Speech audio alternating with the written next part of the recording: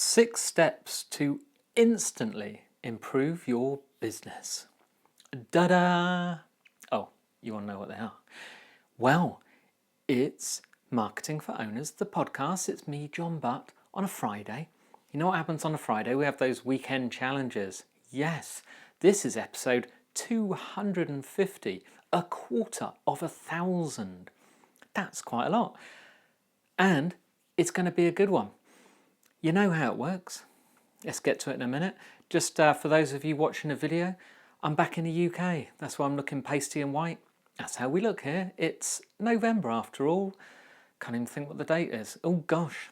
Oh yeah, it's Friday the 13th. Duh, duh, duh. Which means there'll probably be repeats of horror movies, which I won't be watching tonight because I'll be doing my weekend challenge. So what have I got for you? Things that you can do, as it said, to instantly improve your business. Now, I'm going to just get straight into it because, to be honest, this needs some tough love. At times I give you some tough love, and this is a challenge. So here you need to look at yourself and at your business and to see if these apply to you and if these are things you can cut out, because to improve your business, you need to remove the following. Okay, you dig? So grab that pen, grab that pad or a piece of paper. It can be a pencil. It's just that this works better when you write it down. It sinks in better than recording it on electronic means, iPads, etc. By the way, I'm reading the notes off an iPad, but I'm in charge. It doesn't count. I did write them down first. Are you ready? Step 1, number 1, not taking responsibility. So you need to cut it out. And what I mean by that is blaming others. It's always it is not my fault. It's someone else's fault. I didn't do it. I was, because that didn't, all those excuses. Take responsibility. It is your fault. It is your business. It's your life. It's your fault. Once you start taking ownership of what goes on, you'll find a weight lifted off your shoulders. You'll find it quite a relief. You'll get used to it. Because in reality, it is your fault.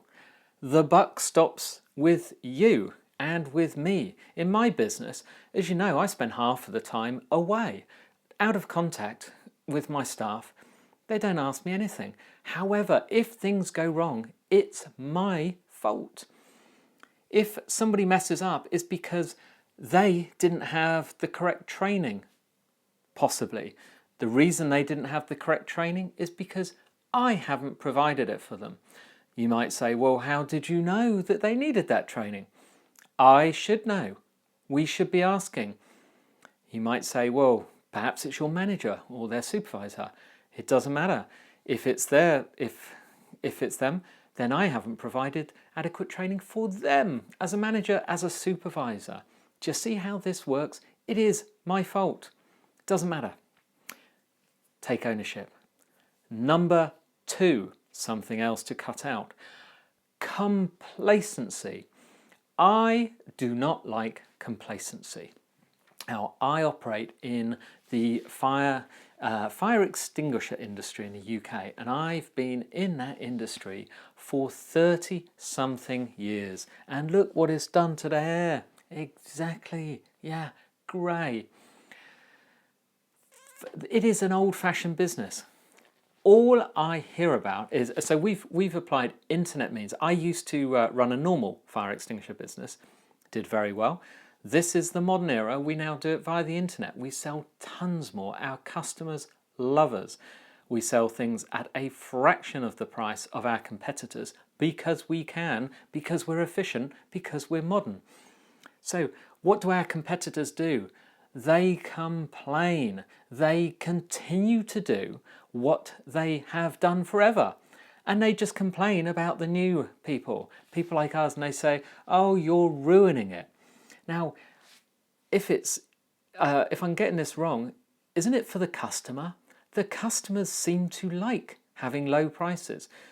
Now, our competitors say, yeah, but you're ruining pricing and you're selling them cheap stuff. No, we're not. We're selling them things with the same 5-year warranty that everyone else is selling. However, ours are so lowly priced that at the end of 5 years, they can be replaced. You don't have to continue maintaining them and have them get older and fail. But do our competitors agree with that? No, because they don't like change. They like to stick as they are. They say they can't compete. They're complacent. Is that you? Are you a stick in the mud? Are you changing? Are you moaning about Amazon? Are you moaning about everyone else? We'll get to that in a minute. But wise up, my friend. Get modern. You might not want to get modern. What about your staff? What about whoever? What are you going to do with your business when you retire? Who's taking it on? Is it being passed on through the family? What will your sons and daughters think when you give them an old-fashioned business that's way out of date? Don't be complacent. Number 3, we just said it, blaming competitors for your failings. Cut it out. It's not them. They are a competitor in your eyes, but they're actually a colleague in the same industry, perhaps in their eyes. If you start thinking like that, think of them as a colleague, perhaps you can speak to them and ask them what advice they would give to someone like yourself who wants to get modern but is struggling because you've been around for so long. Now that's a very scary prospect because you think they're going to tell you to take a running jump, because why would they tell you? However, it's been proven over and over in networking events, in trade and industry networking events, that these people love talking to everyone else because you're the only ones who understand what they're going through and what they're talking about and their business. So they want to talk to you. You'd be amazed. But anyway, you can't blame them. They decided to do whatever they do in a particular way. You could do that too. Why blame competitors? It's just because you don't want to change. Okay? They've got customers, you've got customers. Your customers like you. Just modernise a little bit. Number 3. Another one to cut out. Not completing things before you decide it doesn't work. Oh, please complete things. Have you ever taken a training course and it's long and long and you think after a while you've tried it, you're keen at the start and it starts to get a bit boring and then you just leave it and someone asks you a couple of months later, how did you get on with that? And you say, nah, wasn't good for us. It's because you didn't put the effort in. Realise that, understand that was the problem. The reason you bought it, and because I'm assuming you're not stupid, the reason you bought it is because it's a good system. It was proven to you that it works. Did you follow the training? Did you do exactly what the person told you? Did you give it a chance? Did you give it longer than a week? Okay, stop complaining. Number 5, comparing yourself to others. That is the path to ruin. There are people in the world who do everything. So for instance, podcasting. I am a baby podcaster. There are people who have fantastic podcasts. There are the Tim Ferrisses of the world. There's Serial. There's Mark Maron. There's BBC ones. There's John Lee Dumas. Pat Flynn. Do I compare myself to them? No, I'm not Pat Flynn. Yeah, I think you've realised. I'm not, but I don't want to be Pat Flynn. Pat Flynn is Pat Flynn. He's already taken. I don't want to be him. I want to be me. I can learn from him and I can try and improve by listening to Pat and the others like John and Tim and so on. But I'm never going to be them. So stop comparing yourself to others because all that means is you only compare yourself to people who are at the top of their game. You never see their prototypes. You'd never heard of Pat Flynn before he became well known. So you couldn't compare yourself to him when he was useless. And at some point he was, when he was a beginner. You only saw the finished article, the polished version. Okay? So get over that. Get over that quickly. It's going to help you. Number 6. Oh, this is nearly done. Controlling everything and not delegating. Stop doing that. You are not a control freak. Well, you might be, but you need to say it. I am not a control freak. When you started, you were hopeless. You have spent years learning what you get to, where you've got to. Do you need people to help? Yes, you do. But if you tell them exactly how to do it and how you want it doing, that's not helping. That's not delegating. That's getting someone to do your stuff for you because you haven't got time to do it. And that doesn't help. They're going to do it your way. Give them a chance to learn. It took you long enough. Give them the respect. And delegate. Delegate. You hire people because they are good enough to be hired. They impress you. What makes you think you are such an expert at everything? Let others do it. They are probably better than you.